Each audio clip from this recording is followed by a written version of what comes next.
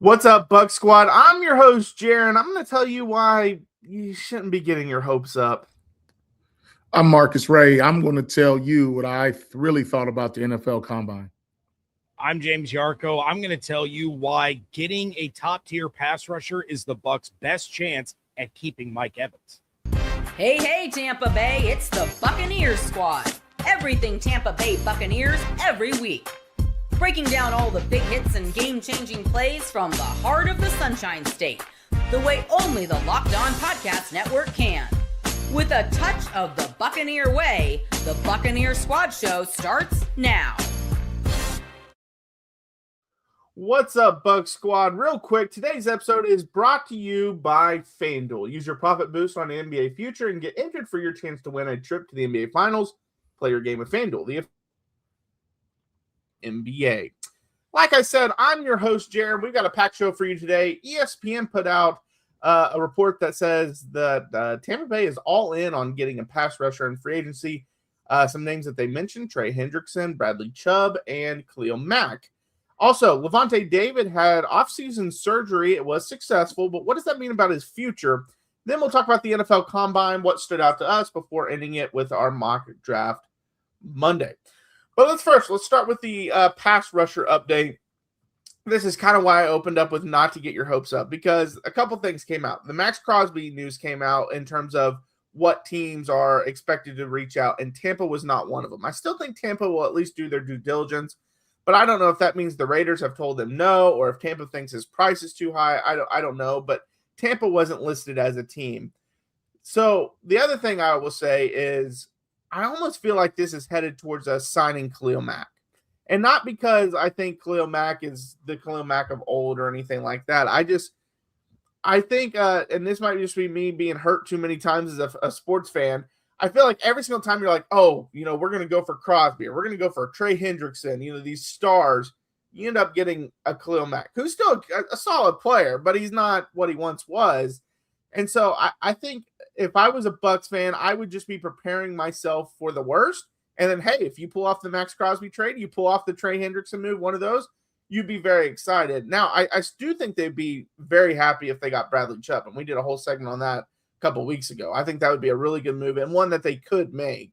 But I just feel like every single time you get your hopes up, we're going to get Max Crosby. Unless you're like the Knicks when Carmelo Anthony was leaving Denver and you knew he was coming to New York.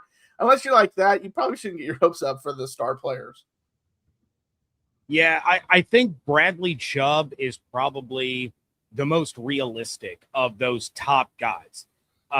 Max Crosby trade, Trey Hendrickson. I think Bradley Chubb is the one where Bucs fans can believe that there's going to be a legitimate and honest attempt to land him. Number one, because he's younger and more productive at this stage than Khalil Mack is. And number two, he's not going to cost what Trey Hendrickson costs. They know they have to invest in edge rusher. So that's kind of the one that I would be looking for. Now, I wouldn't be disappointed in Mack. I also wouldn't expect him to be a double-digit sack guy either. But you have that leadership.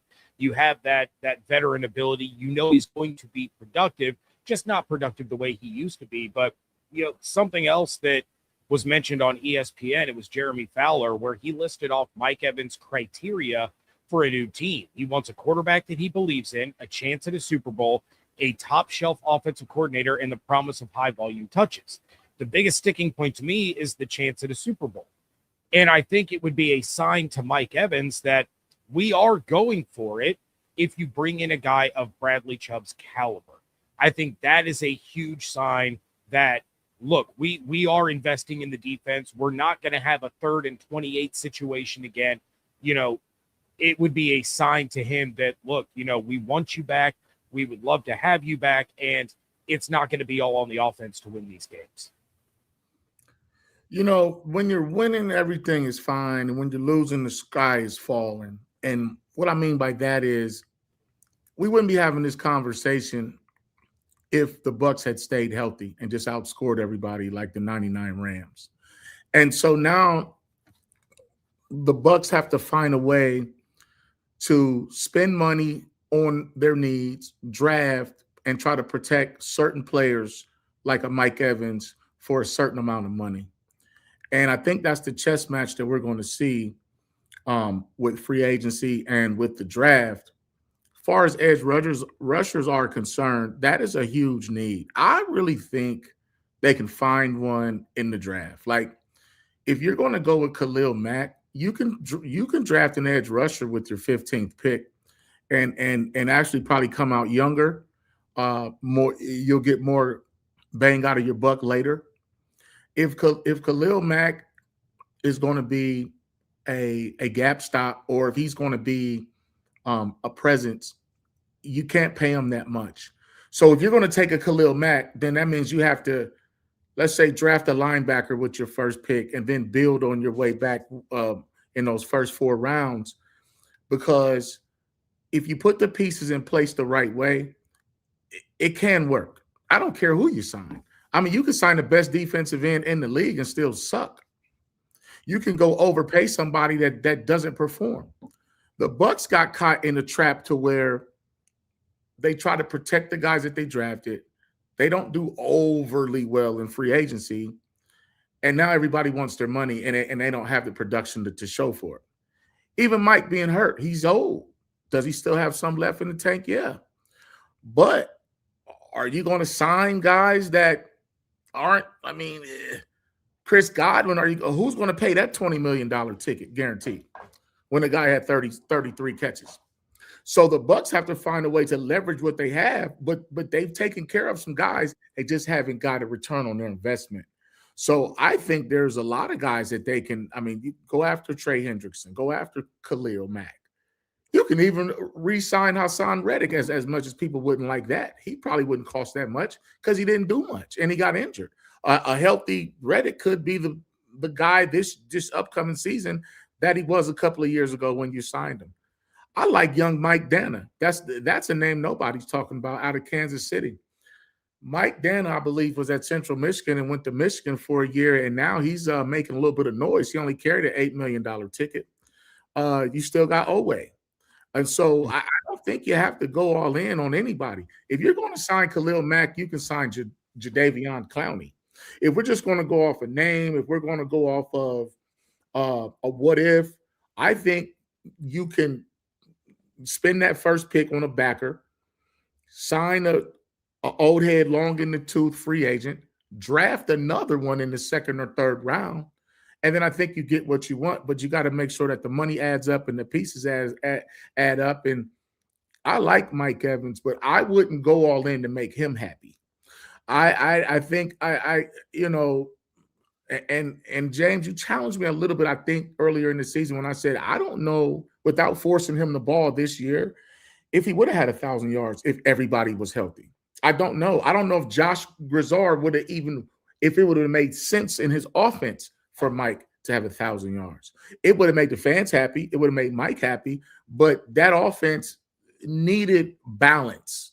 So when you have 5 guys on the court that can shoot, yeah, one guy probably shoots the best. But if you let him get his and stop everybody else the way they used to do the Chicago Bulls, then you're going to beat them. So I just think that I think the Bucs have a good problem. They just have to figure out how they're going to spend their money, on who, is the juice worth the squeeze, and then find a way to say, let's get a big name free agent defensive end and don't pay them that much. But if they go all in at edge rusher, I don't think they'll have the money. I don't think they'll have what they need to fill all the gaps on defense financially and side. Yeah, I would agree with that. And I will say this. Don't get me wrong. If they made the trade for Max Crosby or they signed Trey Hendrickson, I would be very excited. But I think the better move for them is to go the route that we've kind of talked about, which is go get a cheaper guy, whether that's Khalil Mack, whether that is Bradley Chubb, and draft one of these guys. Like this class is loaded at edge. I mean, if you don't get the guy, first off, at 15, the guy that you want might not be there, and you could trade back later in the first if you wanted to. Maybe you pick up an extra pick later on. Or you could take, like Marcus said, take that linebacker that you like. We've seen C.J. Allen mentioned many times. Take that linebacker you like, and then take one of these guys in the second round, because this class is so loaded with edge guys. You will have somebody in the second round that is very talented at edge. I mean, you got the guy that James likes from Illinois. You got him. You got who I like from Oklahoma, R. Mason Thomas. So there's many guys that you could get later on in the second as well. And so I think it would be a better choice. Maybe you do the cheap route, which would be signing Khalil Mack. Maybe you re-sign Hassan Reddick, like Marcus said, but then you draft one of these young studs in the second round, make it where Khalil Mack and Hassan Reddick aren't your every down edge guys, but they can come in and spell the guys here and there on third downs, passing downs, while these other guys are developing. And I think if you do something like that, I think you're in a really good spot. And that's probably the route I would assume that they would go. I think that's the route that Jason Light will want to go. I just don't see the splash for Hendrickson. I don't see the splash move for Crosby. I just don't see Tampa pulling those off, especially because when it comes to Crosby, there are teams that are mentioned for him that have way more to offer. For example, the Rams and the Cowboys have 2 first-round picks in this draft, and they have both been mentioned as possibilities for Max Crosby. That's more than Tampa can offer right there. I mean, so if they say, hey, it's 2 firsts for Max Crosby, they're going to be able to get him over Tampa. So it's just, I don't think Tampa will have, and really, they don't have what they'll want offer-wise, and they shouldn't mess around with it either. And then I don't think you pay Hendrickson a ton of money because you have so many other holes you need to fill as well, and that would take away from that. If I'm Jason Light, I think I'm looking at this draft, looking at the draft capital that it would cost me to get Max Crosby, and I would rather package draft capital to jump in front of at least the Saints, maybe even the Commanders, to secure Sonny Styles.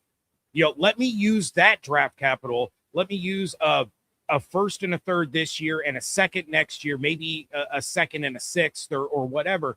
Let me get up there and get Sonny Styles so that I have my middle linebacker leader of the defense for the next decade plus, and then do a combination of what you guys are saying. You can sign Khalil Mack or Jadeveon Clowney or one of these guys who are a little bit older, but they're going to help the younger edge rushers. And then second round, draft Gabe Akis, draft R. Mason Thomas, draft who's the kid out of Missouri that we talked about, Zion Young.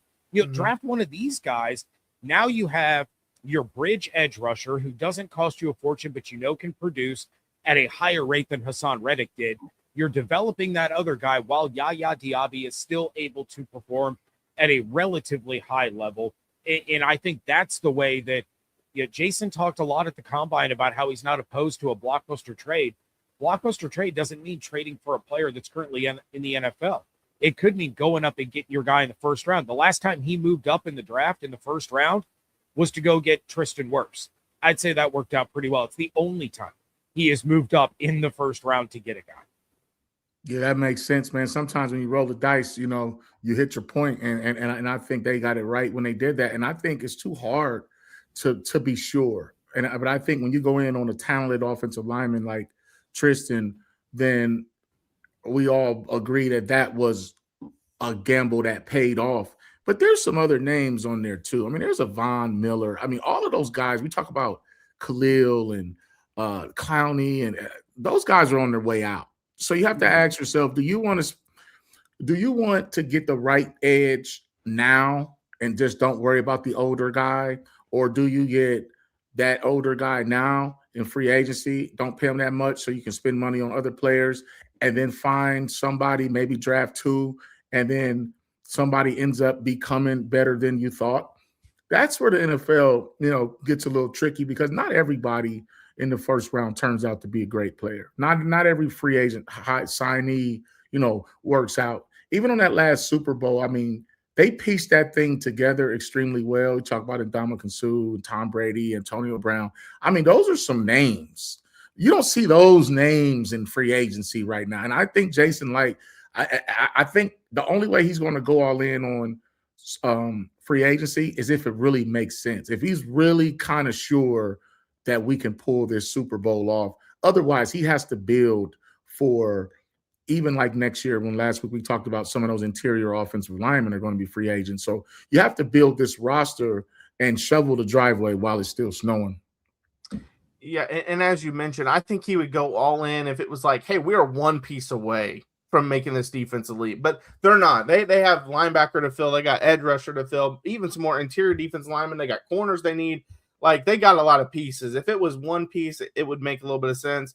And I know we'll get into the mock draft later, but James, we talked about this back when Sonny Styles, we all three talked about when he was projected to go to Tampa. We're like, hey, wait for the combine. He ain't going to Tampa.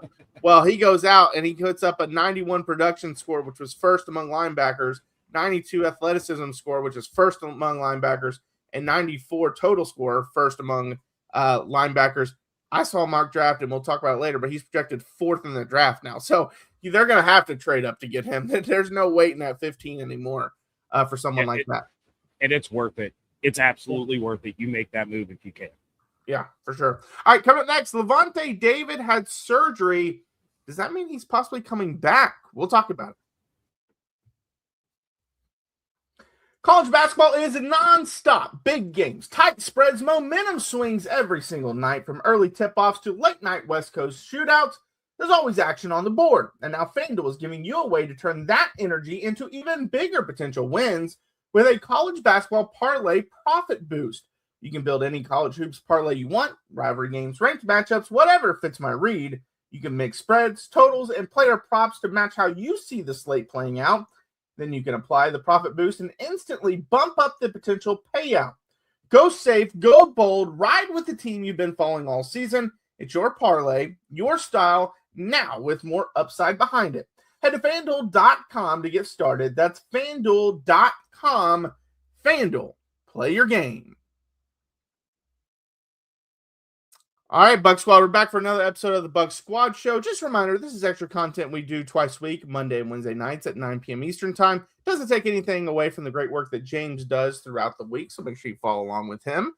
So let's dive into Lavonte David. He had an arthroscopic knee surgery. Apparently, he said that he had to get it drained, his knee drained pretty much every week during the 2025 season. The surgery was successful. And this was on the Caps Off podcast. He said, I still got a lot of football left in me. I know that for sure. I still love the game. I know that for sure. And so I kind of feel like unless it was just still ailing his everyday life, you only have this surgery if you're possibly considering coming back. I mean, I remember reading a story about J.J. Redick before he became the head coach of the Lakers. And they were asking him, like, hey, would you consider coming back? And he's like, well, if I came back, I'd have to have a surgery on my Achilles before I came back, before I could play. But it wasn't a surgery that he needed right now with him not playing because it's not hurting him or anything. But if he was going to play, he was going to have the surgery. I feel like that's kind of the similar thing here. Unless it was just messing around with his everyday life, I don't think you have this surgery unless it's something like you're considering coming back for. And maybe he's just had it just so that option is there, and that might possibly be it. But with him saying that he thinks he has a lot of football left, his body feels that way, and he still loves the game, man, I think signs are pointing to him returning next season, and I don't know if I would have said that a couple weeks ago. Well, I'll give you this. Part of it is just quality of life. I mean, you don't want to retire from the NFL then have to go pay for your own knee surgery. You want the team that you want the people where it happened on the job to actually cover that damage. Obviously, he was draining that knee every week during the season.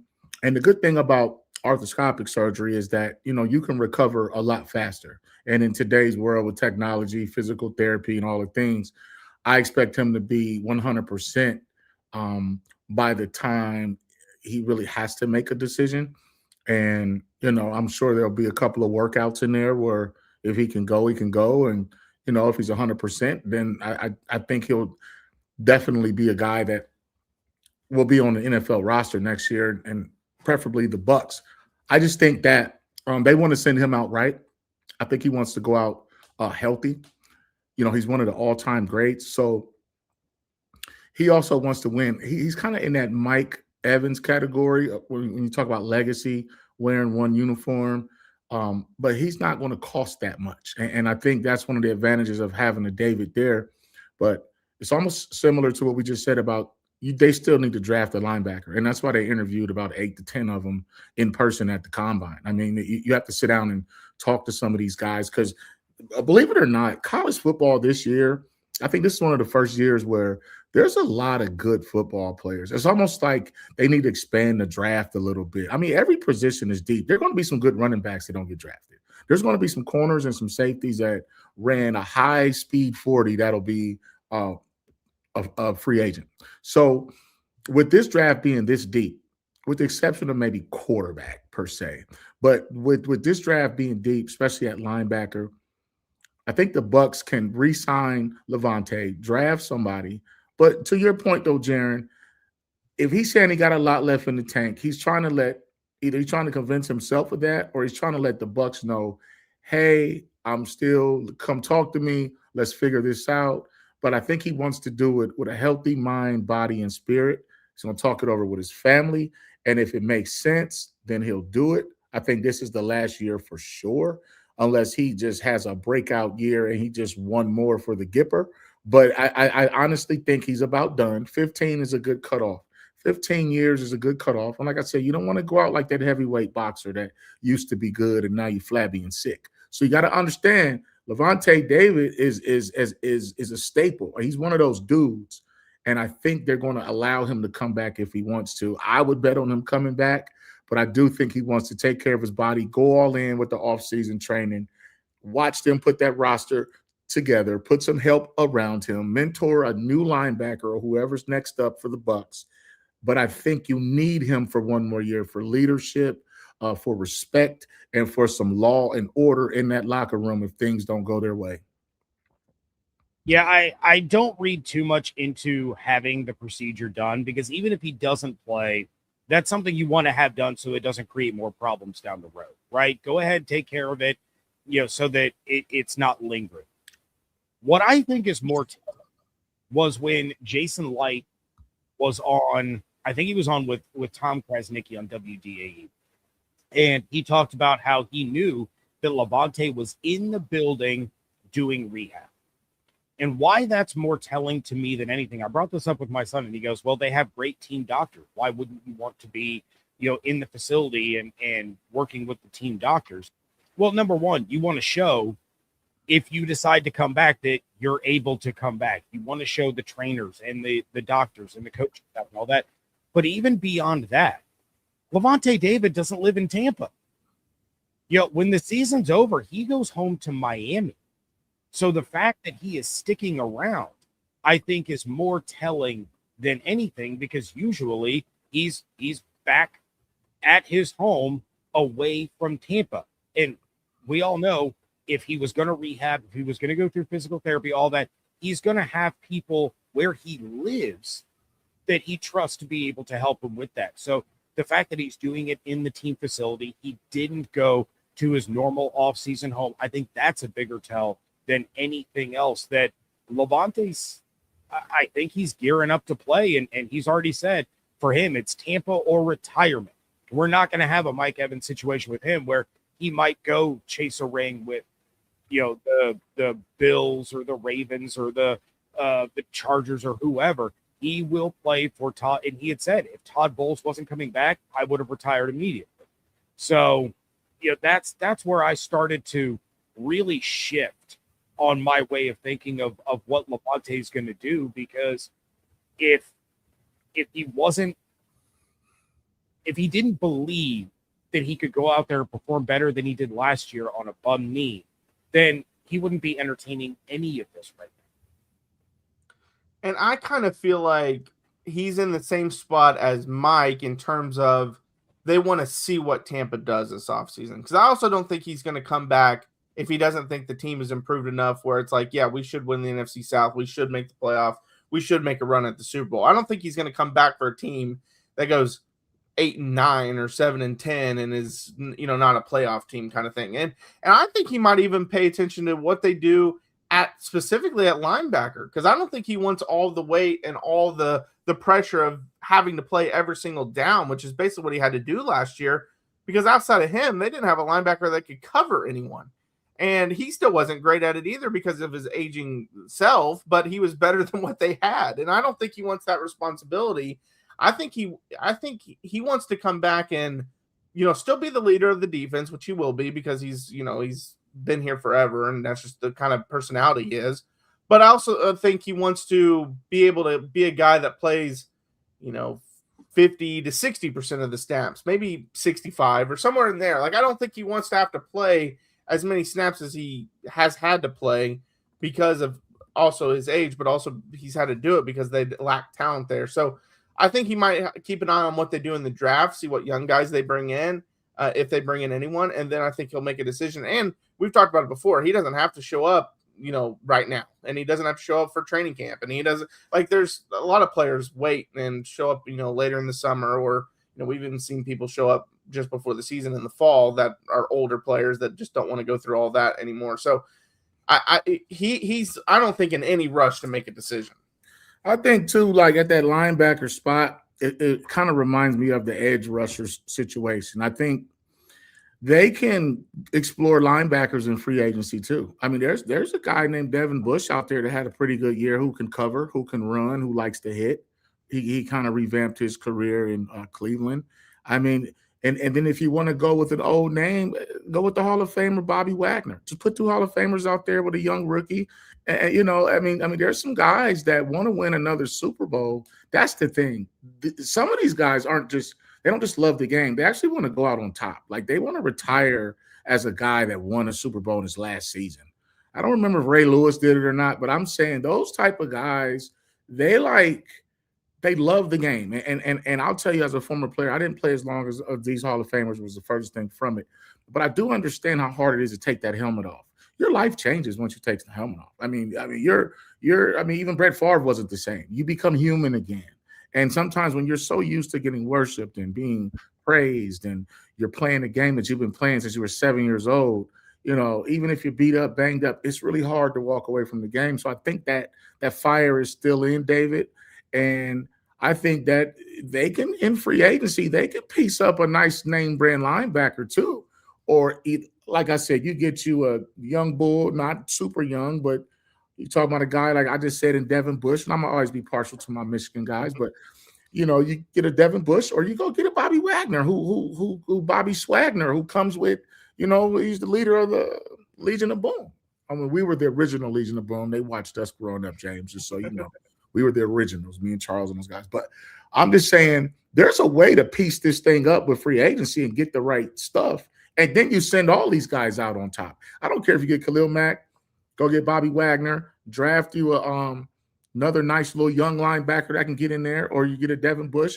Now you kind of – Lavonte needs some help is what I'm saying. He didn't get much help, from Savasier and coverage and things like that, because it's really hard to find 2 linebackers that can play the run and the pass. That's really hard to do. It's one guy's a blitzer, the other guy covers. One guy's a run stopper, the other guy's a good zone dropper. So I think, and a lot of these older guys have enough film out there where they still are good at something. They might not be good at everything like they were when you fell in love with them, but in the right scheme, in the right situations, you can piece up a unit. You can have a pass rush unit where you start taking guys that are edge rushers and you put them at 3 technique and they blow the A gap up, and you got 4 edge rushers out there instead of a run stopper, a guy that can't get off a double team, not getting much pressure up the middle. I think Lavonte's coming back. I think he needs some help.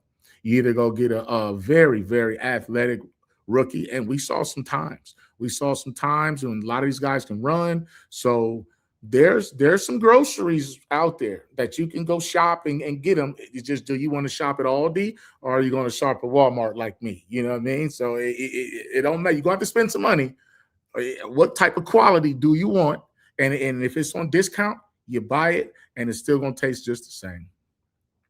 The one thing that I would want to steer away from would be if you go with that aging, towards the end of his career, veteran edge rusher. I wouldn't want to do the same at linebacker. If you bring in Lavonte back, if you go younger on edge, then I'd be cool with having that older veteran linebacker to pair with him. I wouldn't want to double up there, but if they can go out and get a Devin Bush, I think Devin Lloyd, if you spend big money at edge rusher, you're not going to be able to afford Devin Lloyd. I keep bringing up Nakobe Dean on my show. I think he's the perfect fit for this defense, but you have those guys, and then you make that blockbuster move to go up and get Sonny Styles. Well, now you don't have all that pressure on Lavonte to have to be that 95, 98% snap guy, and you can kind of rotate around. You don't have to have Nakobe Dean on the field all the time. You have a platoon of 3 very complete linebackers that can do whatever you want. And in Todd Bowles' defense, that means the quarterback never knows where the pressure's coming from.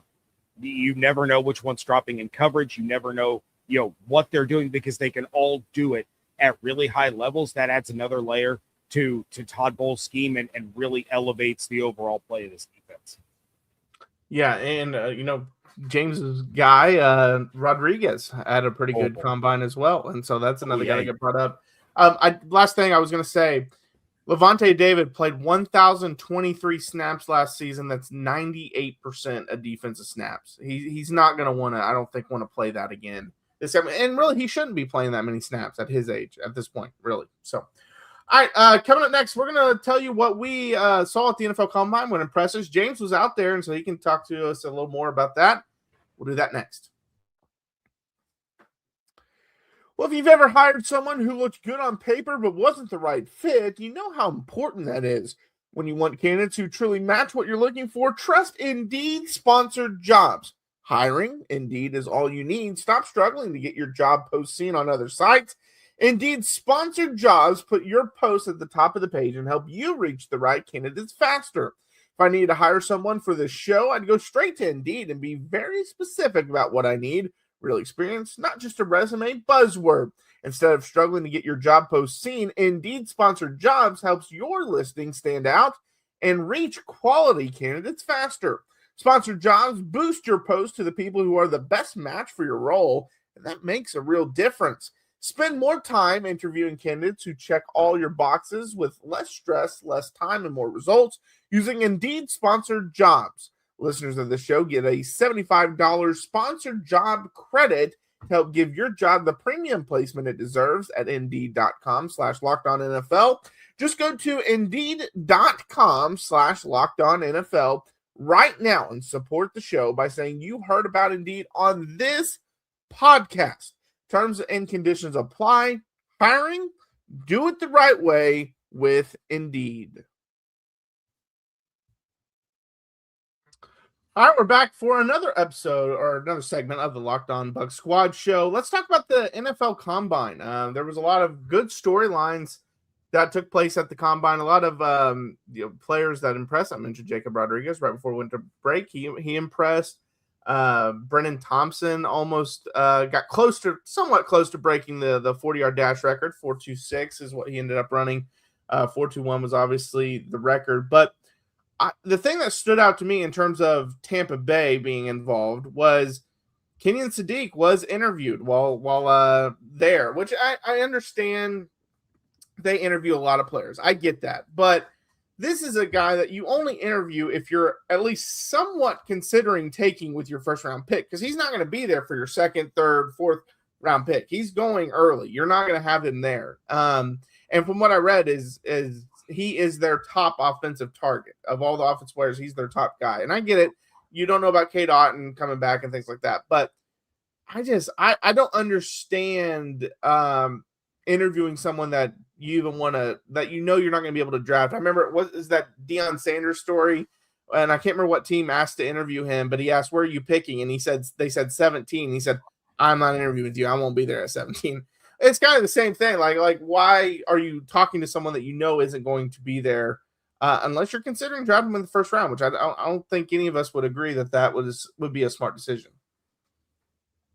Here's where I stand on the Sadiq thing, and I actually brought this up the other day.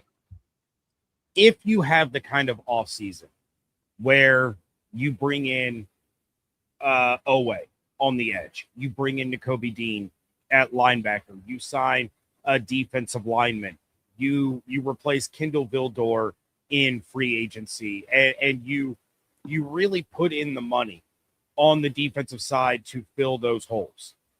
At that point, it opens you up to be able to take Sadiq in the first round, because unless you're going to make that blockbuster trade to move up for Styles, now you're in a situation where, Styles is gone, Reese is gone, the Bailey, the edge from Texas Tech, isn't going to be there. Reuben Bain, I know, his draft stock is falling. He's still not going to make it to the Buccaneers. So those top tier linebackers, those top tier edge rushers are gone, but you supplemented that in free agency. So now you have the flexibility, which is something that Jason Light brought up with us a lot. at the combine, both in the scrum and at the podium. They want to have flexibility to be able to do certain things, because having flexibility is what opened the door for them to get Brady and Gronk and Antonio Brown and Ndamukong Suh and make that Super Bowl run. That's when you can take Sadiq. If you haven't addressed those positions in free agency, if you are still in need of starters, it's really hard to justify that pick. We were kind of able to justify Emeka Egbuka last year, and then it really came to fruition when the season started. But if you haven't addressed that defense enough, taking your second tight end in the first round over the course of your GM career when you have all those other more glaring needs, that's a tough sell. Well, Jaron, to answer your question, the only reason a top guy should talk to someone who probably doesn't have a shot at him is they might want to trade up for you. I mean, they want to find out if you're a guy that's worth giving up some things for. So you do want to talk to those guys. I'm quite sure the Minnesota Vikings didn't think they would get Randy Moss at 21, but you just never know between now and the draft. So it's like you talk to everybody because you really just don't know. As far as Sadiq is concerned, I just think the tight end position itself, here's why you almost, I don't want to say have to, but it won't hurt you to draft this guy. But like James said, I think you need to address some other things first, unless you feel like you can piece it together in the draft somehow. This young man is a hard guard. What does that mean? He's too big for safeties. He's too fast for linebackers. And so I don't think he blocks extremely well, but he's really a glorified wide receiver with about 20 extra pounds on him. That's what he is. And I mean, and so what they're doing, once football became a space game, then that's when you saw that tight end position look the way it looks now. When you talk about Kelsey and Kittle and all these dudes that are really killing it at tight end. Really, Jimmy Graham is the one that set it off years ago. He's the one for the Saints that came out there and wanted wide receiver money as a tight end. But when you saw in the last 15 to 20 years, the evolution of that position makes every team want a guy like Sadiq, regardless of what you have out there. And I just look at Zach Robinson and say, coordinators and coaches, they don't have much say on who gets drafted. That's upper management. They say, we draft, you coach. Shut your mouth. We're going to tell you, regardless if he fits your scheme or not. I'm not saying it's 100% true all the time, but a lot of times certain players get drafted and they're asked to be forced into a situation and the coaches have to make it make sense. And if you can't, then you get fired. A player has a much better chance at sticking than a coach does. So Zach Robinson may want a new toy, and his toy could be Sadiq. You're 6'3", you run a 4.39, you jump in 11 feet 1 inch. I mean, your 10-yard start is 1.5 in the 40. I mean, what else do you want at that position? I mean, I don't think he's high need for all of these teams. But if he's sitting there at 15, if I'm Zach Robinson, I'm like, hey, you saw what I did with Kyle Pitts last year.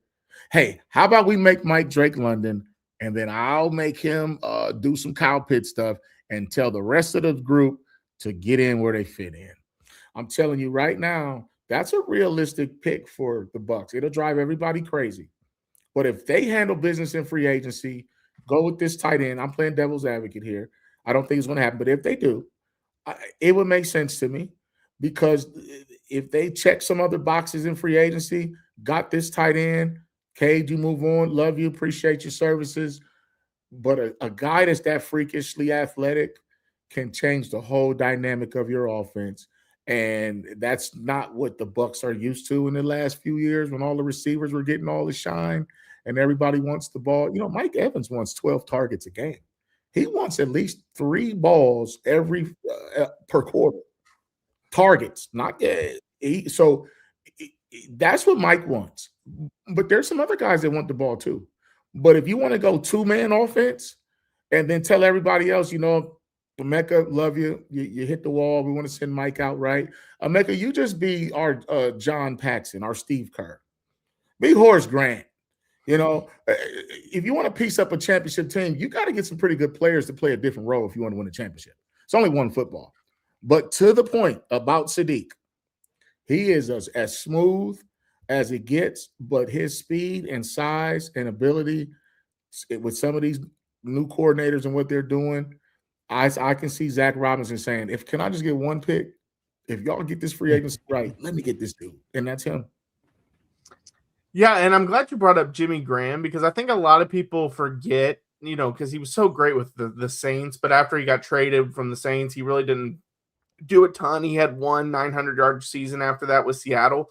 But a crazy stat I saw the other day, he actually is 4th all-time in touchdowns by tight end and has more than Travis Kelce. Like, people forget, just how much of a dude he really was. He helped change the position for sure. Him, Antonio Gates, Tony Gonzalez, all those guys. But no, I love Sadiq as a prospect. I as you mentioned, Marcus, I think he is a matchup nightmare for teams. I just think with Tampa having so many problems on the defensive side of the ball, that's kind of what you had to focus on. Now, to James's point, if you go in and get Nakobe Dean, you go get Bradley Chubb in free agency or however you want to shake it out, and you're feeling pretty good about that being settled, and then it's okay, second round, there'll still be another edge rusher or another linebacker we can pick up.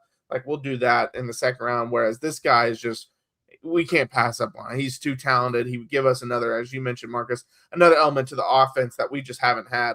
We got to go in and do that. Now, hopefully he turns out into that because, OJ Howard was supposed to be that as well. And he never really shook out as mismatch problem. But no, I love him as a prospect. I just think Tampa has so many bigger needs right now without knowing what they do in free agency. Well, and the other thing to keep in mind with Sadiq is, this could be twofold. If you lose Mike Evans, again, big if, but that leaves your wide receivers. Mech is 6'1". Godwin is 6'1".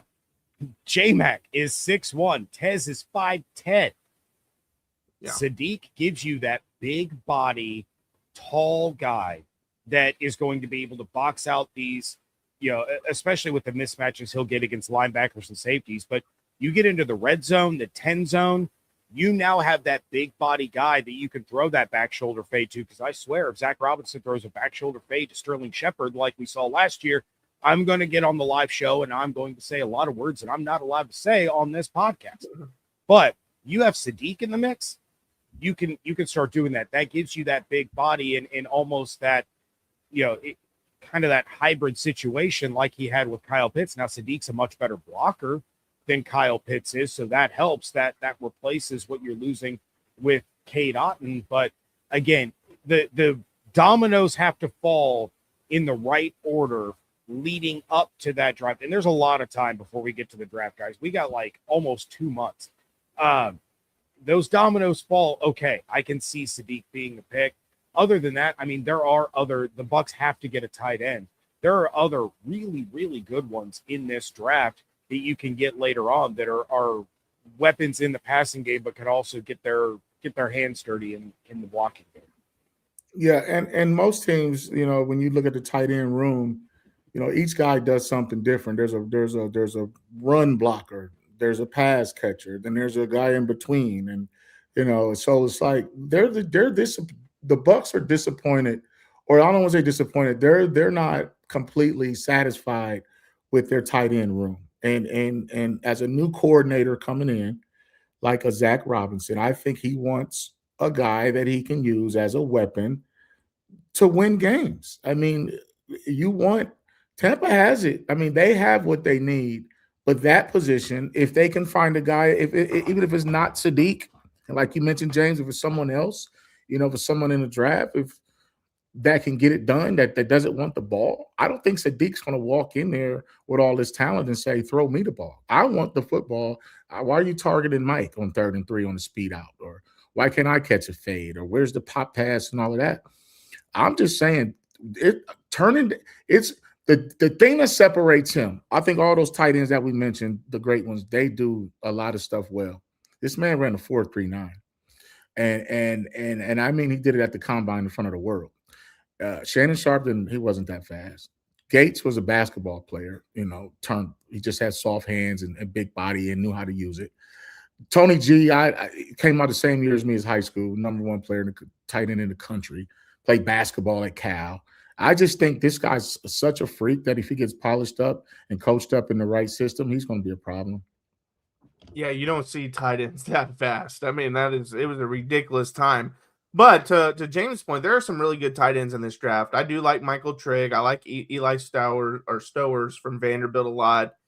Josh Cuevas. Jack Indries is basically K. Dotton 2.0. So if you don't want to, and he's someone you can get in the later, mid rounds, 4th, 5th round. So if you didn't want to pay Cade, but you wanted another Cade type player, that's what Jack Indries really is. And even Oscar Delp, who's projected as like a 5th round pick from Georgia. I mean, he flashed some really good things as well. So if he's there and they take him, depending on what happens in free agency, I probably wouldn't hate it. But again, we talked about this before too. If Mike Evans isn't there, maybe that is a move that you now have to make. Whereas if Mike Evans is there, maybe it's not a move you have to make, which that will all be cleared up here in the next couple of weeks when free agency starts. All right, coming up next, we will look at our next mock draft that's been released since the combine got over with. So we'll look at that. Who do they got Tampa taking next?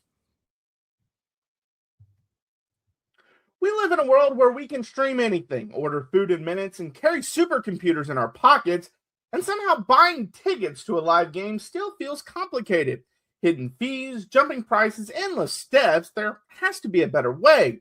That's why I use the Gametime app. It gives fans the advantage and makes getting tickets simple, whether it's NFL games, concerts, comedy, whatever you're into. I jumped on the app to check out tickets for an upcoming game, and it honestly took me minutes. You can see panoramic views from every seat before you buy. The price you see includes all fees, no surprises at checkout. You can even spot zone deals where you pick the section and Gametime picks the seat for extra savings. 2 taps and you have great seats locked in. Fast, easy, done. We'll take the guesswork out of buying tickets. Download the Gametime app, create an account, and use code LOCKEDON for $20 off your first purchase.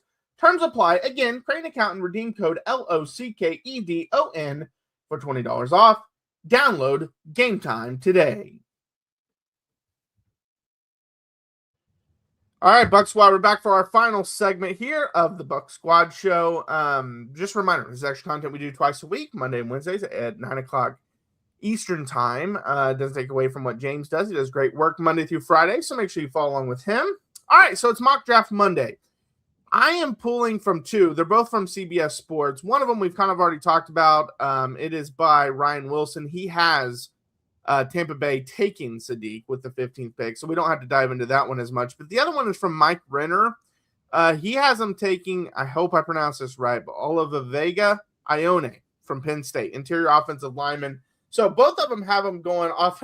I know that, James, I'm glad you made that point because this is what I was going to bring up because there was another one and I cannot find who it is. So I'm sorry, I can't say who it is, but said that they would take Mekhi Lemon this weekend, I saw. So that's 3 offensive players that we've seen. And you know what kept going through my mind, James, was when we had this conversation, maybe the first time we did Mock Draft Monday, and you were like, these always frustrate me because you can tell these guys don't follow the teams because they don't know who they actually need and all that. That is literally what was going through my mind when I saw, at least with the Ryan Wilson one with Sadiq, we've already talked about it. It can make sense. There's no world that makes sense for Mekhi Lemon or Vega Ione to be picked by Tampa Bay at 15. Just there's not a world. So Bucky Brooks took Ione for the Bucs in the first round in his first mock draft. Now, he did make up for it in his second mock draft. He had him taking Sonny Styles. That's not happening at 15 anymore. But here's my issue with this. And I know I was talking to some people in the live chat earlier. The Bucs do need help on offensive line, but they need depth. You don't want to start Mike Jordan off of a practice squad or Dan Feeney off of a practice squad again if somebody gets hurt. However, you don't draft depth with your first round pick. The Bucs have one of the best offensive lines in the NFL when they are healthy. Because when they were healthy in 2024, they were statistically one of the best offensive lines in the NFL. The problem was that the 5 starters never played a single game together.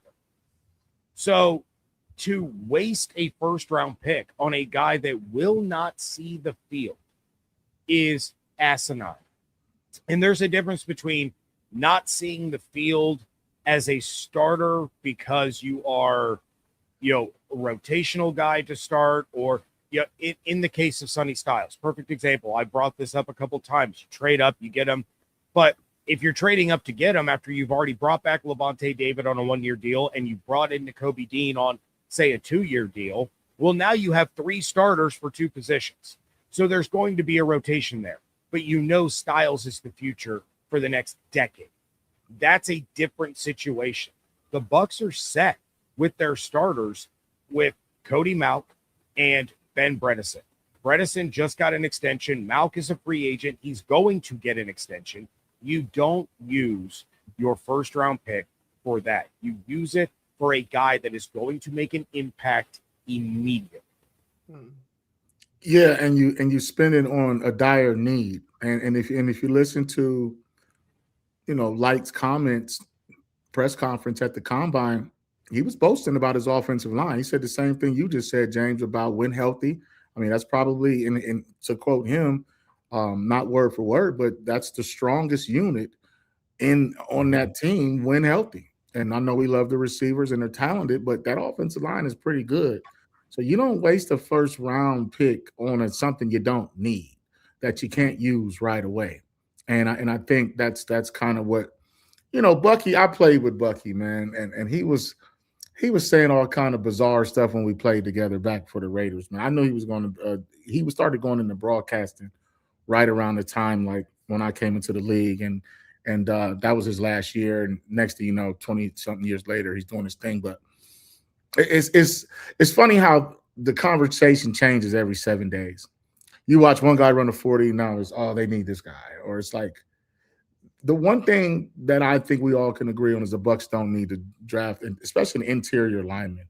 That could possibly, let's say they did need that. He would, watching Ione play, he's big body. He does well in with the run, but he struggles in pass blocking a little bit.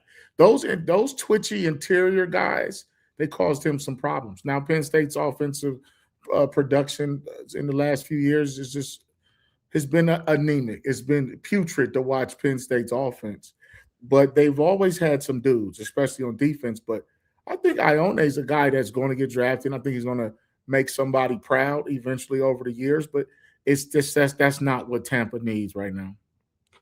And I'm glad you kept bringing up need, Marcus, because this is a big debate that I've had with some of my friends, because I've heard NFL teams say this too, that they don't draft for need, they draft best player available. And I just think that's ridiculous. I understand, like, I can't remember what year it was, but who was? I think it was Dallas when they took CD Lamb, and they had a really good receiving core, but they had no defensive secondary. And they took CD, and I remember seeing that, but like, well, that makes no sense. And then one of my friends who's a big Cowboys fan was like, oh, you take the best player available. Obviously, CD's great, and we know that. And that was kind of my argument last year also with Tampa when they took Emeka.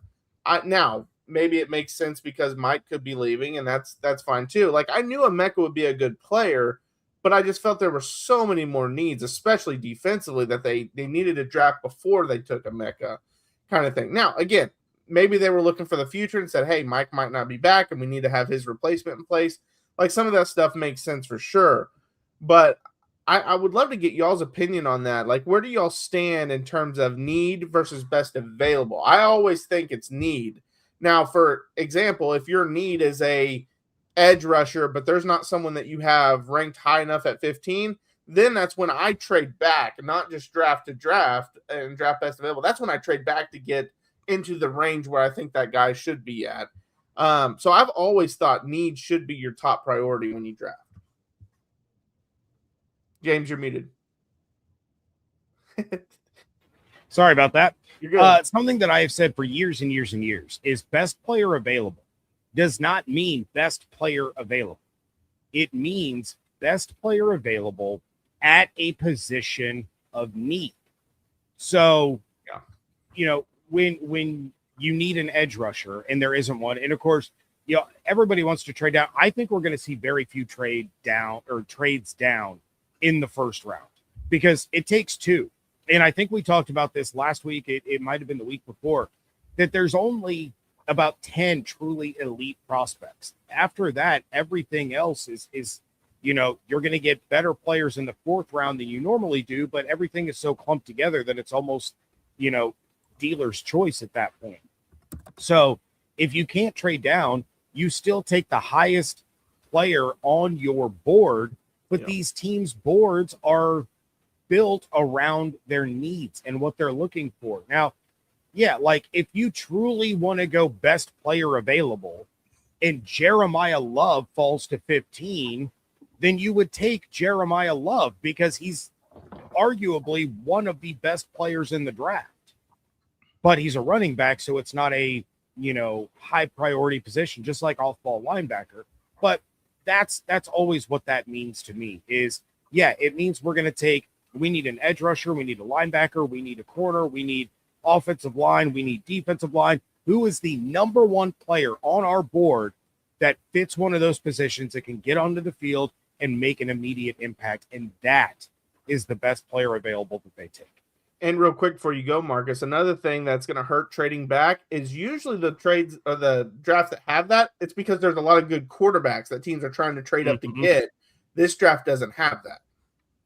Best player available, need versus want. So let's just paint a couple of pictures and scenarios. So let's just say the best player available. Do you think that the Raiders would take Love when they just took the young fella out of Boise?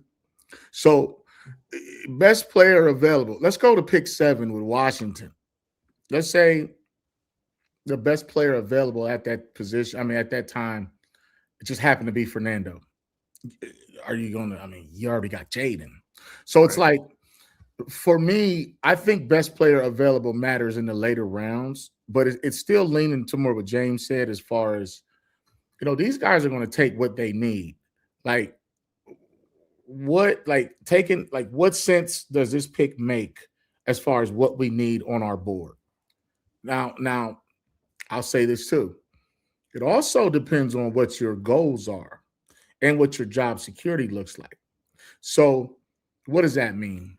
When the Dallas Cowboys, when Jerry Jones hoodwinked the entire league back in '88, and then they really stunk it up, but they were stacking their money. They were hoarding talent over here. They were just stacking money, playing broke. Jimmy Johnson just couldn't win a game. And then they ran off with one of the greatest dynasties we've ever seen with Hall of Famers, and it all paid out. Do you have the time to stack the deck and take the best player available because you don't expect to win this year? Are you going to tank it? Are you going to take a top player that you don't need at a certain position, but next thing you know, 2-3 years down the road, that's what your goal is? I was just stacking up these players so I could go on this run. That's another version. There's been a lot of different strategies that have worked. But one of the points I want to make before we get off is, why do you think Mel Kiper's not always right with his Mel's best available? He'll have a guy sitting there who's next available on the board, and there'll be 30 guys go before that guy. And then you'll see them like, hey, because guys don't like to be wrong. They're all experts. So they're like, well, I don't know why they haven't taken so-and-so off the board yet. He's got to be the next available. That proves to you that there is no next best available player. What is that? What is the next best player? It's all subjective, and it all comes down to whom are you asking that question to? Because let me tell you what these teams do. They draft what they think they need and the best player that's available in that scenario. Well, and they come up with those lists by talking to all the GMs. And so you could talk to 32 GMs and 12 of them will tell you, hey, the best player available is Sadiq. But 10 could tell you, well, the next best player is Ruben Bain. I don't know. And so every team's going to have a different opinion on who the actual next best available player is, like you mentioned, Marcus. So that also plays a factor in it as well. But yeah, the draft is always fun because of that exact reason, because I always look at whoever they put, these analysts, these experts put as their best available. Here's the best position. just kind of use it as a reference board. It is not the gospel. It is not. It's not going to be, hey, this team needs a running back, so they're for sure taking this guy. That's just not how it works. I mean, there's times you'll see like this team needs a wide receiver. There's 4 wide receivers in his top 10, and they take someone not even listed. Well, that's who they had as the best player available. I'll give you one example. When Charles Woodson got drafted, I don't think the Raiders needed a corner. They had Eric Allen. They had Eric Turner in the secondary. They had some decent veteran guys, but he was the best player available. Yeah. So there are some exceptions to, like, it depends on what type of generational best talent player we're talking about. Some guys you just don't pass up on. Yeah, and I was about to say that too. Yeah, there's some guys that are just so much above everyone that you just have to take. I mean, another great example is the Cleveland Cavaliers in 2003 had 2 young, promising small forwards, Darius Miles. I can't think who the other one was, but LeBron James was available. Like, you take LeBron James and you move on, and it panned out for him. So, all right. The last real quick thing that I want to say is that Mel Kiper is a dirty, rotten liar, and everybody needs to remember to hold him accountable for saying that if Jimmy Clausen wasn't a franchise quarterback within 5 years, he was going to quit, and his stupid face is still on the TV every year during the draft. Get him out of here. Make him be a man of his word. I always love it because anytime he says, I will bet my career this guy will be a future Hall of Famer, he said the same thing about Clowney. You can almost bet that he's not going to be right on that. But yeah, 100%. If Mel Kiper says it, if Mel Kiper bashes your team's draft pick, you got a good one. Yeah, for sure. All right, that's going to do it for the Bucs Squad show today. We'll be back on Wednesday to talk much more Bucs. But until next time, fire the cannons.